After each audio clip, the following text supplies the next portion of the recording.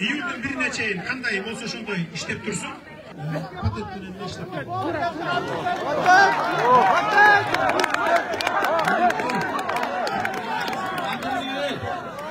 Мына ушул менен бүгүнкү жыйынды жыйынтыктайбыз. Бүгүн Кадыр Нурматулловдун ар убактысында карабай бизнес менен келип даярдашканына чоң ыраазычылык билдиргисели. Бир жакшы кол чапкылачы.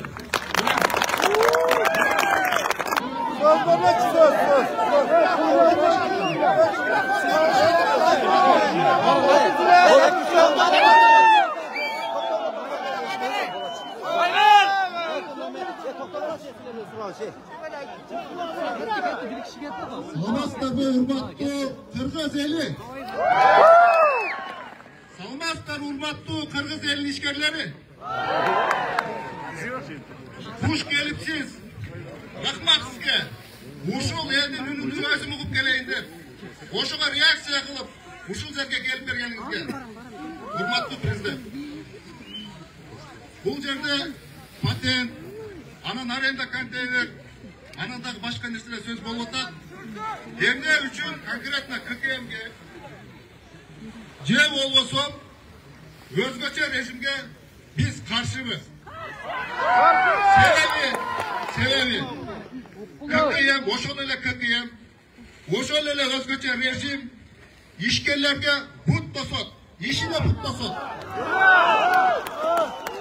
Мындай кассовый аппарат бул жаңылык эмес. Сайыз убагында да болгон кассовый аппарат, сайыз убагында ЭТТ болгон, сайыз убагында дагы эсеп счет фактура болгон. Сайыз убагында да эгер өзгөчө режим менен тааныша турган болсок, ал жерде айтып атат. Биз алдын ала 4 миллион, 8 миллион, 15 миллион, же 100 миллион оборот кылам деп алдын ала тандап алышыбыз керек. Мына ушундай. Тандап алабыз дагы ошону менен катар кааласак ай сайын, кааласак 1 жылда төлөйбүз. Бирок бизге ким гарантия берет, биз ошо жылы ошо сооданы жасайбызга? Ким гарантия берет? ККМден айланган акча 8 миллион болобу, 10 миллион болобу, бул прибыль деп ким гарантия берет? Ал жерде остатка деген нерсе бар. Товар кечигип келүү деген нерсе бар. Товардын сезону 15 күн же 1 айлык. Ал сезон өткөндөн кийин ал товар кийинки жылга калат. Кийинки жылга калган товар 1000 сомдук товар 100 сомдон неликпек деген жакшы базарыбыз бар ошол жерде. Патент кайсы жылы кабыл алынды эле? Туура эскирди. Эскирген жок. 2005-жылы дагы ККМ киргизебиз деген. Ошондо эмне болду? Кордойго базар ачты казактар. Келгиле бул жака деди. ККМ жок. Анан ошондайынан ККМ токтогон. Бул ККМ ишкерди жыгытат. Ишкер жыгылгандан кийин кыргыз экономикасы талкаланат. Жооп берчү кишилер кетип калат. Эл жыйынтык тепсиси менен калып калат. Биз сизге жардам бергибиз келет, ишкерлер. Биз мына дагы бир суроо айтып атат да.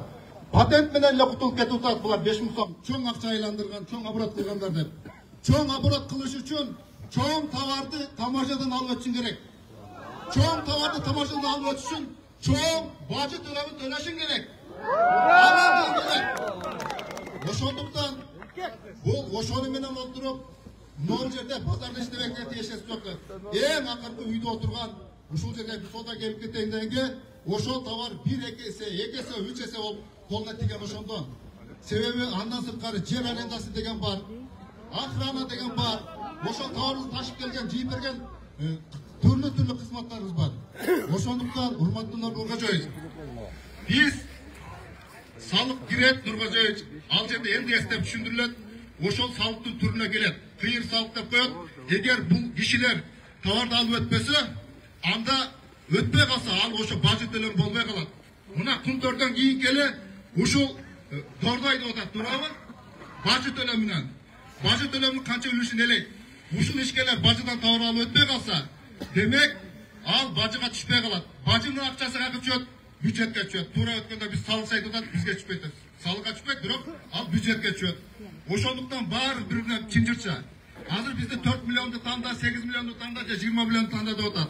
Хорошо. Биринчиден жанагындай пландуу экономика болуп калды, союздуу убагында болду. Экинчиден biz tandап алганы менен азырда айтып атат, давай силер азын тандай бергиле да, дегендей да, мындай деп. Бул не бекитүүгө алып барып атат. Ошол эле кезде биз Кытайлардан дагы шот туралы сурашыбыз керек экен. Ошол жактан эле чыгып калып атпайбы биз канча миллион тандаганыбыз. Мисал үчүн, ошондой, ошон үчүн биз Кыргыз эли, ошол ишкерлер сөзсүз түрдө мамлекетибизди сүйүшүбүз керек. Сөзсүз түрдө президентке жардам беришибиз керек. Айрыкча ишкерлер кантип ушул патент системасын өнүктүрсүн. Ошол ким $3.000 контейнерин тапшырып атса, ошол менен патент алсын ошол киши. Ким кайдып атат? Ал үчүн ушул жерде салыкчылар чөнтөгүнө салып атат деп атабыз. Жарымын алып, жарым сал. Ошолорду багып текшериңиздер. Ошол контрабанда өтүп атат. Ошону биз эсе фактура менен биз ушу элден аныктайбыз деп атат. Ол аны ошол таможняны бекиткиле. Ал мына бийликтин иши. Ошол жактан келсин, бардыгы эң туура өнүгүү болот бул. Ошол.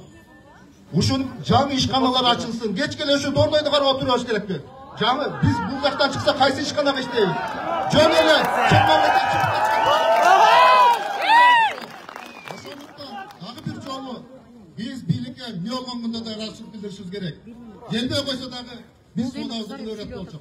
Бирок улам кысылып бараткан акыбал.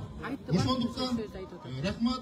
Сиз мен ойлоймун, ушу 6 ай дедиңиз, бирок bunun geleceği yok Kırgız eli için. Kırgız elinin özünün zakonda, özünün düşünüğü olsun gerek. Biz Kıtay'da turap, saydıkça balanı bekle koy. Ce başkanı turap, başka kalmayız. Biz Kırgız eli, şu siz işenip şaylaşkan, şu Kırgız elini arasanız ele, bile geç kaçan adaşmayın.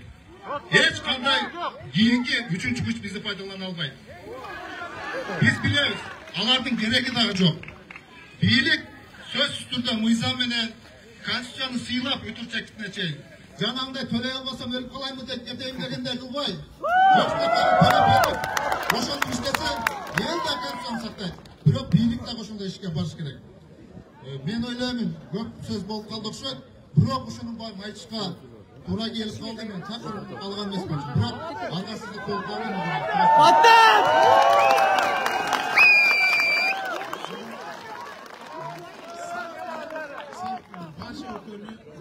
Koş gerek.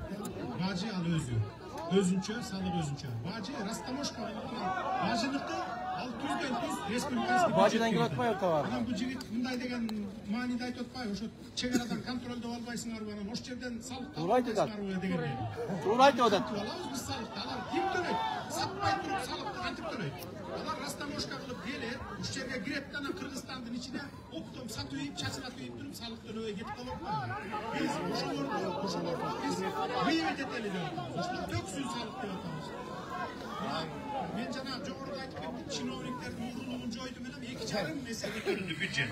Бажыныкын жойду менен бардыгынын тең коррупционный методдор 3 эсе көтөрүлдү. Мурда 30 миллиард жоготуп жүргөн болсо, азыр 104 миллиард жоготуп атабыз. Эмнеден зарплата, пенсия пособияларды көтөрдүк? Мына ушунда. Анан бардыгыбыз эле баягы мындай ноет этебиз да.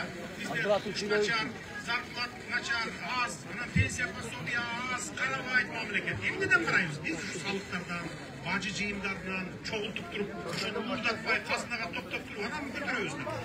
Мына 2 жылдын ичинде, мына 2 жылдын, акыркы 2 жылдын ичинде канча деген 300 эсеге чейин көтөрдүк эмгек акыларды.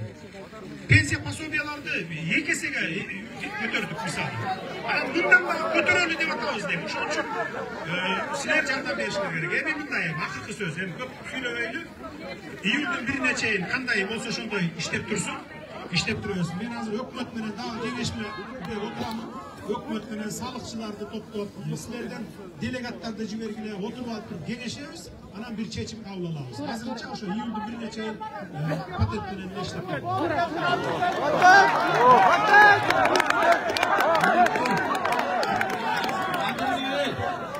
Мына ушуну менен бүгүнкү жыйынды жыйынтыктайбыз.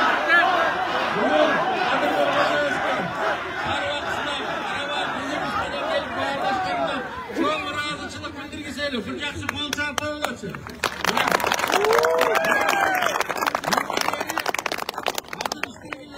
Салыкчылар менен биз баардыгыбыз кеңешип, кандай hareket жасайлы. Қалдық қой еңбекші болды ма сүйербей. 4-5 қанша 3-ші күшке берілмейді. Туралы. Gümüşsürler. Boşadorga verilmegile, buzuklarga verilmegile. Biz Sadır Nurxo'jayev isti mamlakatimizda qo'ldoshimiz kerak. Qo'ldosh kerak qilamiz. Shu stabillikni biz qarmashimiz kerak. Hurmatli elchi, mamlakatimizni, prezidentimizni o'ylayli.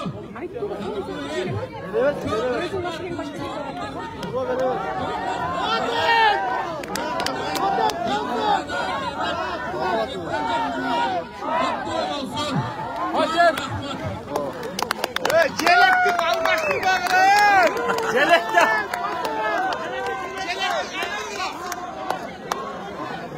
Patent kaldı mı?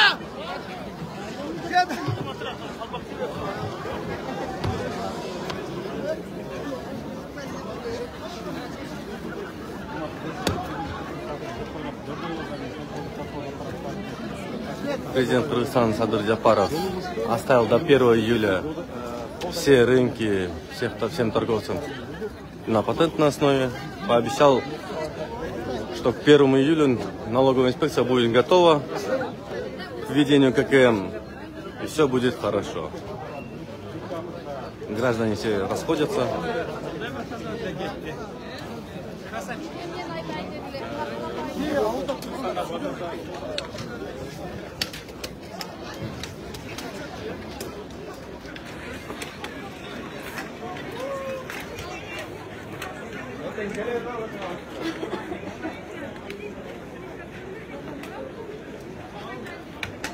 Спасибо, что смотрели и читаете «Кактус Медиа». Всем всего доброго.